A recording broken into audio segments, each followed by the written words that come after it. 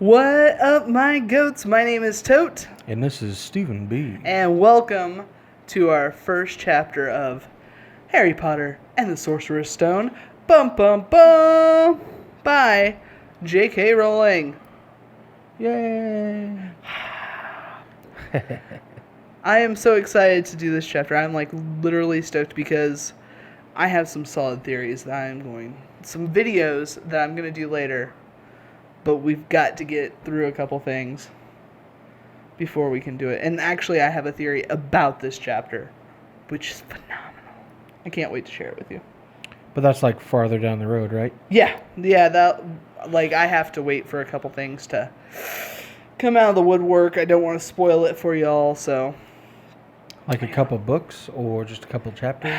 To be honest, I don't know, how far it is. I don't think it's going to be a couple books. I think that I could do it midway through this book, but part of me says it's going to be midway through the next book. All right, well, we look forward to that.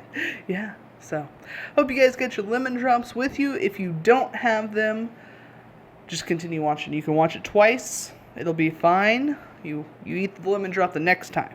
Okay? Go ahead and before we get started, subscribe, ring the bell. Make sure you don't miss out on any of these videos because once we get started, trust me, you're not going to want to miss out. Okay, wow.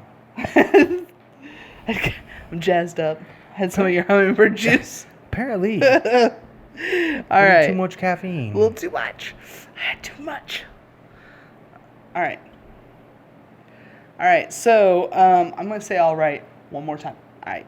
So let's dive on in. Let's get in there. Chapter 1, The Boy Who Lived. What do you think that's about? I'm hoping that nobody dies in this chapter. Artwork. There's the boy. Beautiful. Did you want to see it, baby? Beautiful. There you go. Oh, it's a baby It's boy. a baby. It's a little baby. Okay. So what do you think's going to happen? I think that he's going to live. The boy. The little boy, I'm assuming it's Harry. Yeah. But if he doesn't live, this is going to be a very interesting book. First chapter, main character dies. I've seen it happen. 7th book, last chapter, same exact chapter. You just read it over again. Yeah. Everyone hates you after that. Okay. Chapter 1. The Boy Who Lived. Mr. and Mrs. Dursley of number 4 Privet Drive were proud to say they were perfectly normal. Thank you very much. They were the last people you'd expect to be involved in anything strange or mysterious because they just didn't hold with such nonsense. Mr. Dursley was the director of a firm called Grunions, which made drills. He was a big, beefy man with hardly any neck, although he did have a very large mustache. Moustache. Mrs. Dursley was thin and blonde and had nearly twice the usual amount of neck, which came in very useful as she spent most of her time craning over the garden fences spying on the neighbors. The Dursleys had a small son called Dudley, and in their opinion, there was no finer boy anywhere. The Dursleys had everything they wanted, but they also had a secret, and their greatest fear was that somebody would discover it. They didn't think they could bear it if anyone found out about the Potters. Mrs. Potter was Mrs. Dursley's sister, but they hadn't met in several years. In fact, Mrs. Dursley pretended she didn't have a sister, because her sister and her good-for-nothing husband were as un-Dursleyish as it was possible to be. The Dursleys shuddered to think what the neighbors would say if the Potters arrived in the street. The Dursleys knew that the Potters had a small son, too, but they had never seen him. They had never even seen him. This boy was another good reason to keep the Potters away. They didn't want Dudley mixing with a child like that. When Mr. and Mrs. Dursley woke up on a dull gray Tuesday, our story starts. There was nothing about the cloudy sky outside to suggest the strange, mysterious things that would be happening all over the country. Mr. Dursley hummed as he picked out his most boring tie for work and Mrs. Dursley gossiped away happily as she wrestled a screaming Dudley into the high chair. None of them noticed a large tawny owl fluttering past the window. Who notices that? I feel like I would notice an owl if I would notice one. Did you see that? I think that was an owl. I would definitely notice it. At 8:30, Mr. Dursley picked up his briefcase, pecked Mrs. Dursley on the cheek, and tried to kiss Dudley goodbye, but missed, because Dudley was now having a tantrum and throwing his cereal at the walls. "Little tyke," croaked Mr. Dursley as he left the house. He got into the car and backed out of number 4's drive. It was on the corner of the street that he noticed the first sign of something peculiar. A cat reading a map. For a second, Mr. Dursley didn't realize what he had seen. Then he jerked his head around and looked again. There was a tabby cat standing on the street corner of Privet Drive, but there wasn't a map in sight. What could he have been thinking? It must have been a trick of the light. Mr. Dursley blinked and stared at the cat. It stared back. As Mr. Dursley drove around the corner and up the road, he watched the cat in his mirror. It was now reading the sign that said Privet Drive. No, looking at the sign. Cats couldn't read maps or signs. Mr. Dursley gave himself a little shake, put the cat out of his mind. As he drove towards town, he thought of nothing except a large order of drills he was hoping to get that day. Very interesting. Loving drills. Loving the drills. But on the edge of town, drills were driven out of his mind by something else.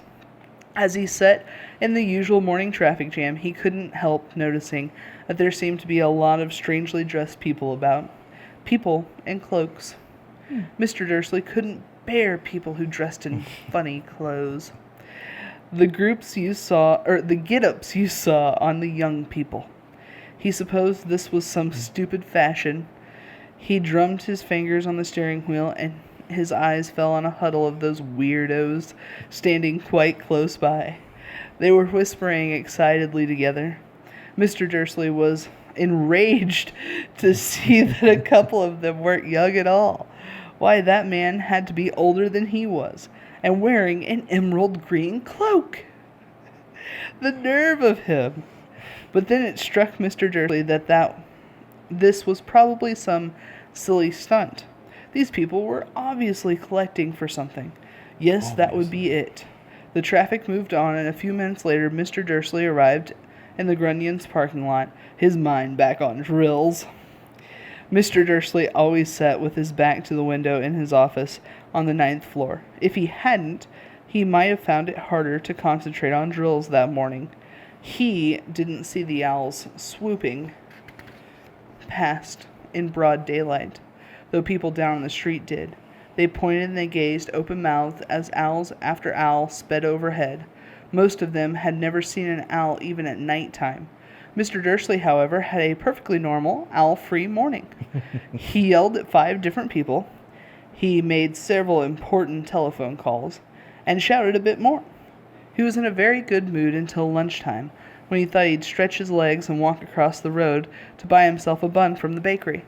He'd forgotten all about the people in cloaks until he passed a group of them next to the baker's. He eyed them angrily as he passed. He didn't know why, but they made him uneasy.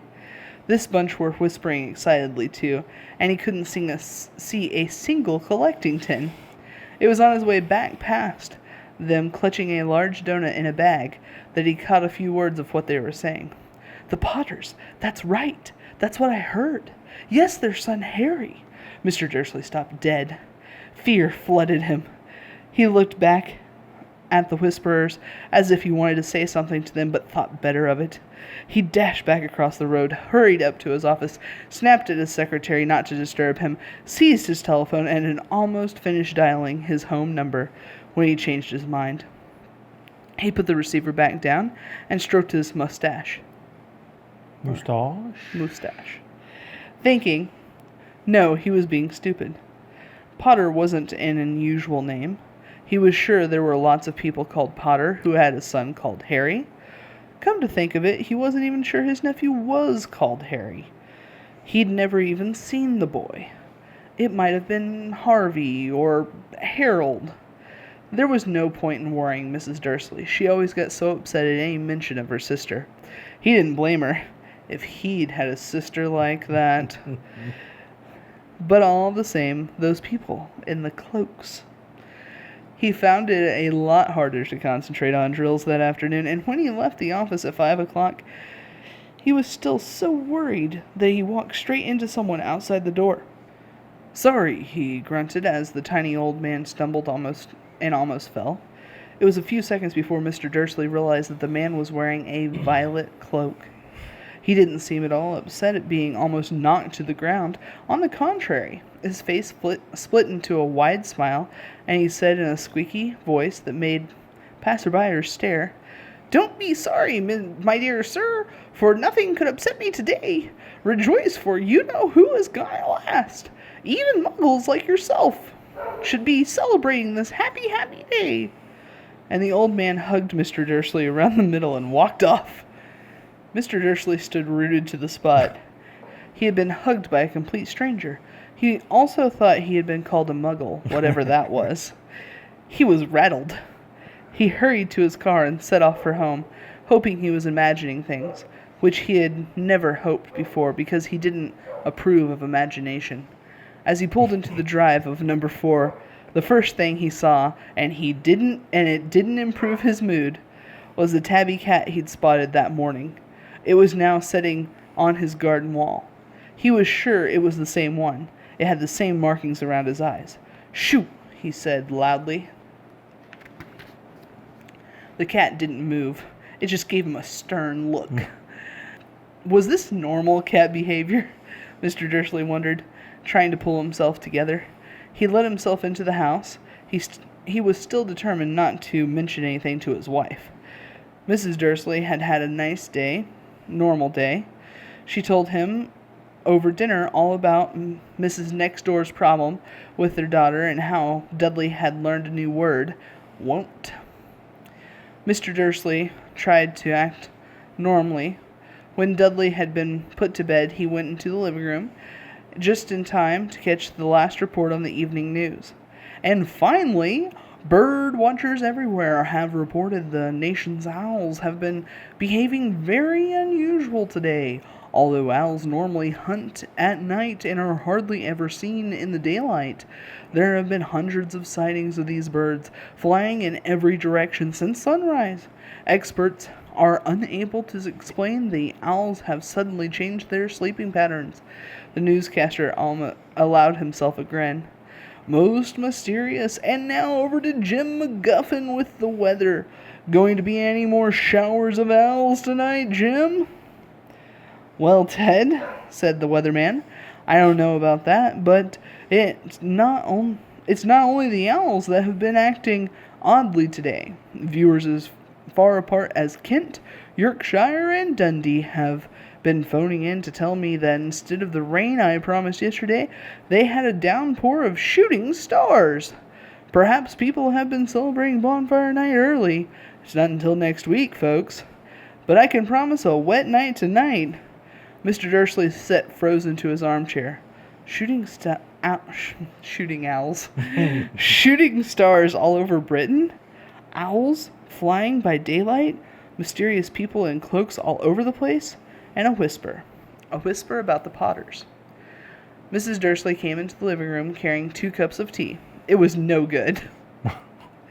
He'd have to say something to her. He cleared his throat nervously. Petunia, dear, you haven't heard from your sister lately, have you?" As he expected, Mrs. Dursley looked shocked and angry. After all, they normally pretended she didn't have a sister. "No," she said sharply. "Why?" "Funny stuff on the news," Mr. Dursley mumbled. "Owls shooting stars, and there were a lot of funny-looking people in town today." "So?" snapped Mrs. Dursley. "Well, I just thought maybe it had something to do with, her crowd." Mrs. Dursley sipped her tea and through pursed lips. Mr. Dursley wondered whether he dared tell her he'd heard the name Potter. He decided he didn't dare. Instead he said, casually as he could. Their son. He'd be about Dudley's age now, wouldn't he? I suppose so, said Mrs. Dursley stiffly. What's his name again? Howard, isn't it? Harry. Nasty, common name, if you ask me. Oh, yes, said Mr. Dursley, his heart sinking horribly. Yes, I quite agree.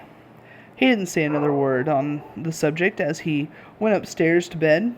While Mrs. Dursley was in the bathroom, Mr. Dursley crept to the bedroom window and peered down into the front garden. The cat was still there. It was staring down Privet Drive as though it was waiting for something. Was he imagining things? Could all of this have anything to do with the Potters?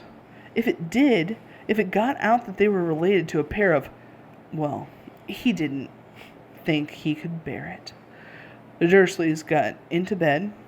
Mrs. Dursley fell asleep quickly, but Mr. Dursley lay awake, turning it all over in his mind. His last comforting thoughts before he fell asleep was that even if the Potters were involved, there was no reason for them to come near him and Mrs. Dursley. The Potters knew very well what he and Petunia thought about them and their kind. He couldn't see how he and Petunia could get mixed up with anything that might be going on. He yawned and turned over. It couldn't affect them. How wrong he was. Mr. Dursley might have been drifting into an uneasy sleep, but the cat on the wall outside was showing no sign of sleepiness. It was sitting as still as a statue, its eyes fixed unblinkingly on the far corner of Privet Drive. It didn't so much as quiver when the car door slammed on the next street, nor when two owls swooped overhead. In fact, it was nearly midnight before the cat moved at all. A man appeared on the corner the cat had been watching, appeared so suddenly and so silently, he'd have thought he'd just popped out of the ground. The cat's tail twitched and its eyes narrowed. Nothing like this man had ever been seen on Privet Drive. He was tall, thin, and very old. Judging by the silver in his hair and beard, which were both long enough to tuck into his belt, he was wearing long robes, a purple cloak that swept the ground, and high-heeled buckled boots. His blue eyes were light, bright, and sparkling behind half-moon spectacles, and his nose was very long and crooked, as though it had been broken at least twice. This man's name was Albus Dumbledore. Albus Dumbledore didn't seem to realize that he had just arrived in a street where everything, from his name to his boots, were unwelcome. He was Been there. He was busy rummaging in his cloak looking for something, but he didn't seem to realize he was being watched, because he looked up suddenly at the cat, which was still staring at him from the other end of the street. For some reason, the sight of the cat seemed to amuse him. He chuckled and muttered, "I should have known." He found what he was looking for in the inside of the pocket. It seemed to be a silver cigarette lighter. He flicked it open, held it up in the air, and clicked it. The nearest street lamp went out with a little... He clicked it again. The nearest street flickered into darkness. 12 times he clicked the putter-outer, until only lights left in the whole street were the tiny pin-pricks in the distance, which were the eyes of the cat watching him. If anyone looked out of his window now, even beady-eyed Mrs. Dursley, they wouldn't be able to see anything that was happening down on the pavement. Dumbledore slipped the putter-outer back inside his cloak and set off down the street towards number 4, where he sat down on the wall next to the cat. He didn't look at it, but after a moment he spoke to it. "Fancy seeing you here, Professor McGonagall." He turned to smile at the tabby, but it had gone. Instead, he was smiling at a rather severe-looking woman who was wearing square glasses exactly the shape of the marks the cat had had around its eyes. She, too, was wearing a cloak, an emerald one. Her black hair was drawn into a tight bun. She looked distinctly ruffled. "How did you know it was me?" she asked. "My dear Professor, I've never seen a cat sit so stiffly." "You'd be stiff if you'd been sitting on a brick wall all day," said Professor McGonagall. "All day?" when you could have been out celebrating. I must have passed a dozen feasts and parties on my way here." Professor McGonagall sniffed sharply. "Oh, yes, everyone's celebrating all right," she said impatiently. "You'd think they'd be a bit more careful, but no, even the Muggles have noticed something going on. It was on their news." She jerked her head back at the Dursleys' dark living room window. "I heard it. Flocks of owls, shooting stars. Well, they're not completely stupid. They were bound to notice something. Shooting stars down in Kent? I'll bet that was the dullest Diggle. He never had much sense." "You can't blame them," said Dumbledore gently. "We've had precious little to celebrate for 11 years. "I know that," said Professor McGonagall irritably, "but that's no reason to lose your heads. People are being downright careless, out on the streets in broad daylight, not even dressed in Muggles' clothes, swapping rumors." "I know that," said Professor McGonagall irritably, "but that's no reason to lose your heads. People are downright careless, out on the streets in broad daylight, not even dressed in Muggles' clothes, swapping rumors." She threw her head sharp, sideways glance at... She threw a sharp, sideways glance at Dumbledore here, as though hoping he was going to tell her something, but he didn't, so she went on. "A fine thing it would be if on the very day you-know-who seems to have disappeared at last, the Muggles found out about us all. I suppose he really has gone, Dumbledore?" "It certainly seems so," said Dumbledore. "We have much to be thankful for. Would you care for a lemon drop?" Ding. "A what?" "A lemon drop. Ding. They're a kind of Muggle sweet I'm rather fond of." "No, thank you," said Professor McGonagall coldly, as though she didn't think it was the moment for lemon drops. Ding. "Oh, but it is. As I say, even if you-know-who has gone, my dear Professor, surely a sensible person like yourself can call him by his name. All this you-know-who nonsense. For 11 years we've been trying to persuade people to call him by his proper name, Voldemort." Professor McGonagall flinched, but Dumbledore, who was unsticking 2 lemon drops, seemed not to notice. "It all gets so confusing if we keep saying you-know-who. I have never seen any reason to be frightened of saying Voldemort's name." "I know you haven't," said Professor McGonagall, sounding half exasperated, half admiring. "But you're different. Everyone knows you're the only one you know. Oh, all right, Voldemort was frightened of." "You flatter me," said Dumbledore calmly. "Voldemort had powers I will never have. Although only because you are too, well, noble to use them. It's lucky it's dark. I haven't blushed so much since Madame Pomfrey told me she liked my new earmuffs." Oh. Professor McGonagall shot a sharp look at Dumbledore and said, "The owls are nothing next to the rumors that are flying around. You know what everyone's saying about why he's disappeared, about what finally stopped him." It seemed that Professor McGonagall had reached the point she was most anxious to discuss, the real reason she had been waiting in the cold, hard wall all day, for neither as a cat nor as a woman had she been fixed on Dumbledore with such a piercing stare as she did now. It was plain that whatever everyone was saying, she was not going to believe it until Dumbledore told her it was true. Dumbledore, however, was choosing another lemon drop. Ding. And did not answer. What they're saying," she pressed on, "is that last night Voldemort turned up in Godric's Hollow. He went to find the Potters. The rumor is that Lily and James Potter are that they're dead." Dumbledore bowed his head. Professor McGonagall gasped. "Lily and James? I can't believe it. I didn't want to believe it. Oh, Albus." Dumbledore reached out and patted her on the shoulder. I know," he said heavily.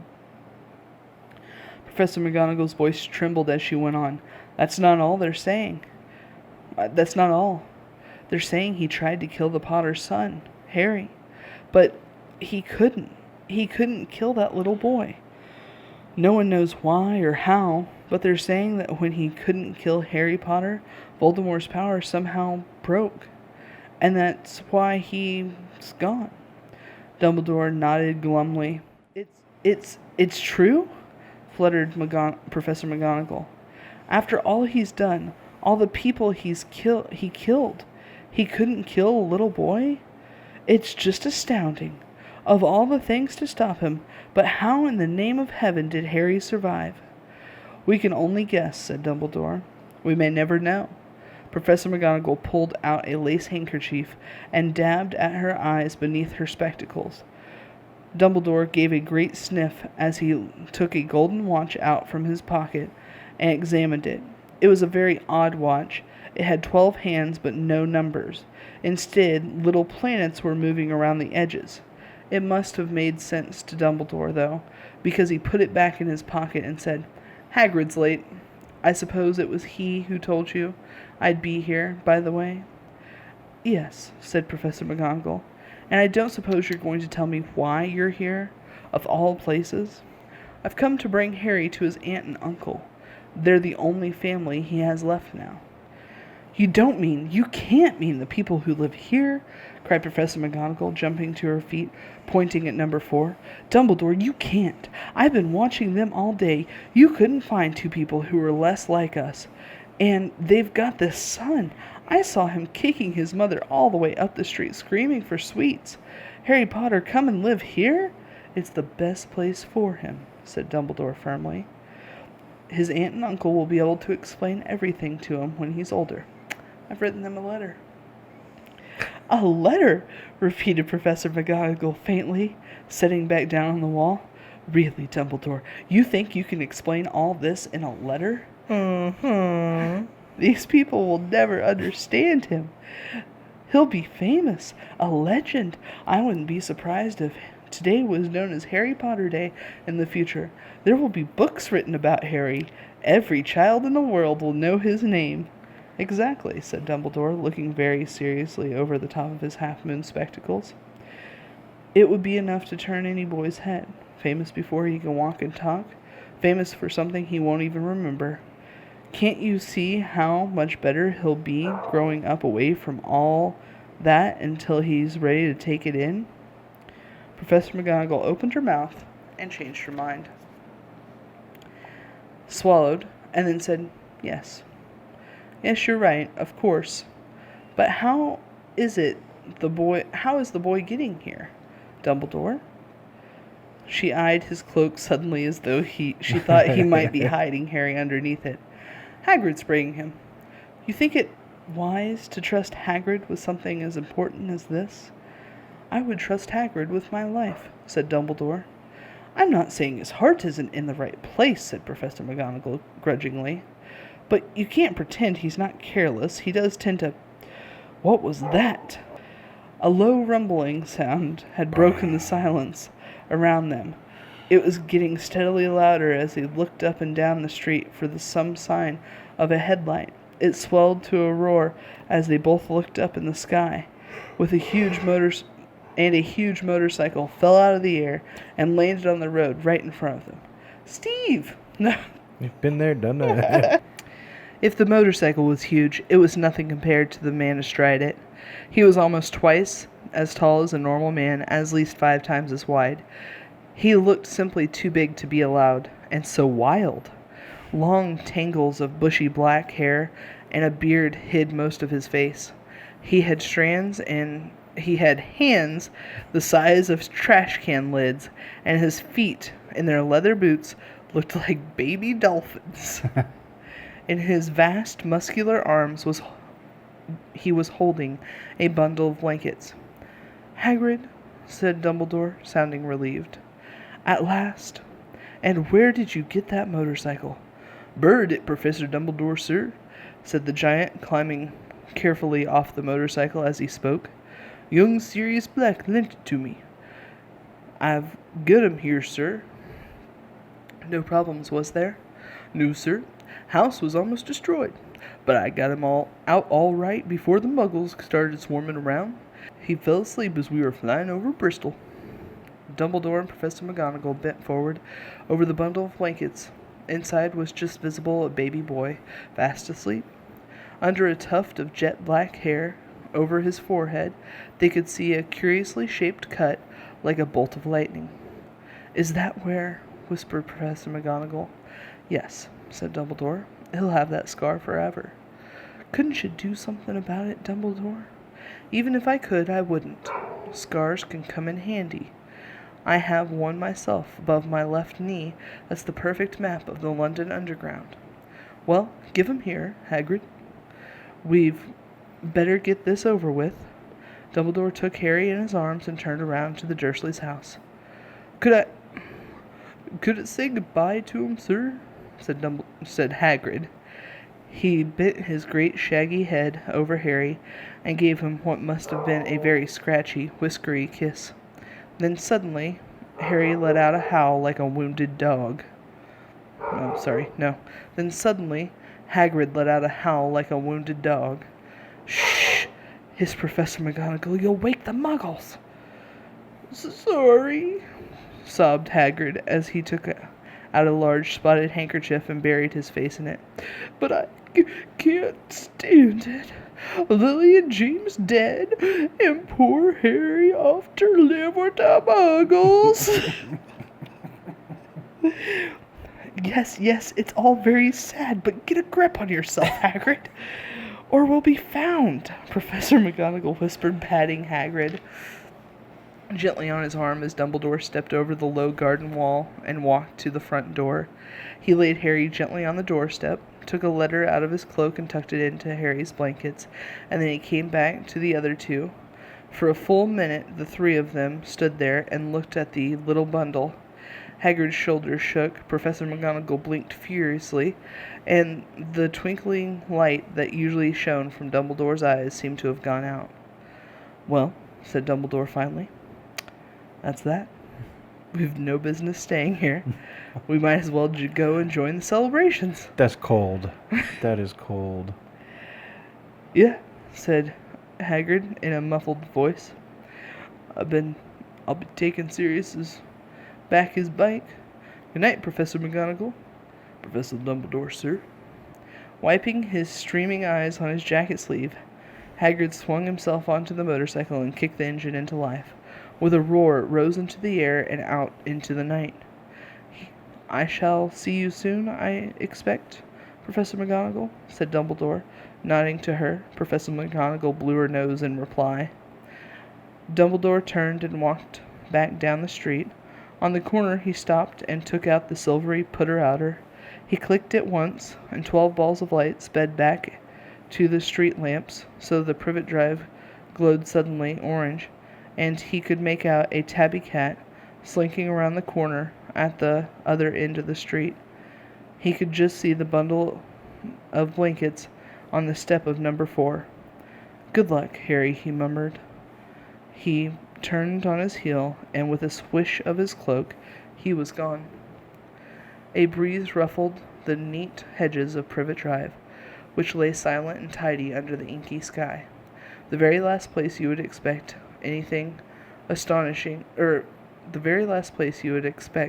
astonishing things to happen. Harry Potter rolled over inside of his blankets without waking up. One small hand clasped on the letter beside him, and he slept on, not knowing he was special, not knowing he was famous, not knowing he would be woken in a few hours' time by Mrs. Dursley's scream as she opened the front door to put out the milk bottles, nor that he would spend the next few weeks being prodded and pinched by his cousin Dudley. He couldn't have known that at this very moment, people meeting in secret all over the country were holding up their glasses and saying in hushed voices, "To Harry Potter, the boy who lived." Yay! All right. And that concludes our first chapter. You know, I like this Mr. Dursley guy. He cracks me up. Oh, really? Yeah. That's... All right. I understand being put off by somebody's appearance. Maybe somebody wears a certain style of clothing that's not your liking. And understand maybe you just kind of feel uneasy. But this guy actually hated people for wearing cloaks. That cracks me up. Yeah. All right. Like he got angry about it. Yeah, he was furious. Like I said, if you're a little uncomfortable or a little uneasy, I get it. But if you're angry, straight up angry over what somebody wears, that cracks me up. I see. All right. Well, prepare to be just Thoroughly busting a amused. gut. Yeah. This guy is a funny guy. I like him. I like him a lot. His interactions are definitely good. I mean, in real life, if I ever met him, I would not like him. Right. But he's funny to read about. Yeah. Anything else you've got to speculate on? I don't know. Okay. Sounds good. That's what I got. I don't know. All right. So next time we're going to be reading chapter 2. In chapter 2, there's a couple different foods that are ate. If you want to do the same thing, that would be awesome. Next time, I definitely know that bacon is mentioned, which sounds pretty delicious. Also, Knickerbocker's Glory, which is, I think, a type of ice cream. And also ice lemon pops, which also does not sound bad. So guys, drop us a comment down below. Let us know what you think of the first chapter. And if you've read the book before, please don't spoil it for anyone who hasn't. I mean, who hasn't, but please don't spoil it for anyone who hasn't. Alright guys, until next time, catch you on the flip side.